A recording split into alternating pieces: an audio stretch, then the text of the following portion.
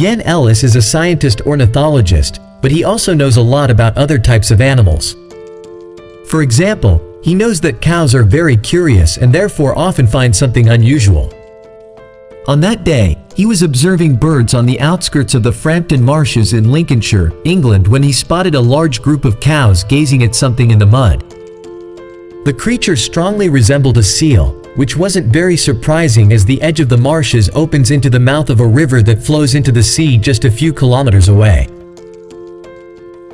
The seal lay there, and let it be. These places are considered protected, and animals are best left alone without a real need. But then he realized that the cows wouldn't pay so much attention to a regular seal, with which they are surely familiar in the area. He adjusted his binoculars, peered closer, and realized that it was a very small seal. It's likely that the poor thing got swept into the river with the tide, carried onto the marshes, and when the water receded, it found itself stuck in impassable mud. Fortunately for the cows, they have long legs, but what about its flippers? The scientist informed the rescuers about the little one, and soon they brought it to a veterinary clinic. There, they found that the little one was a newborn, probably just 5 days old. It had been orphaned, which had already caused it to become hungry and dehydrated.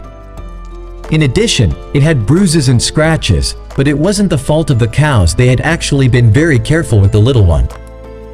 But without human help, its chances of survival would have been nil.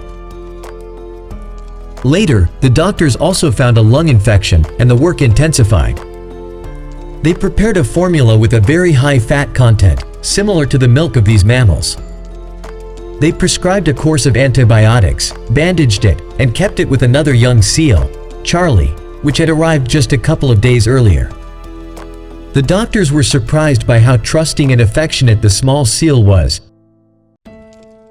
quietly enduring all procedures and not attempting to bite anyone.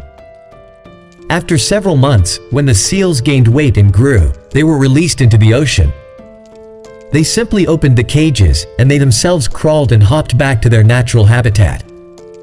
They didn't even stop to wave their flippers at the cows, to whom they owed their rescue. What can you do? Being a hero in our world isn't easy.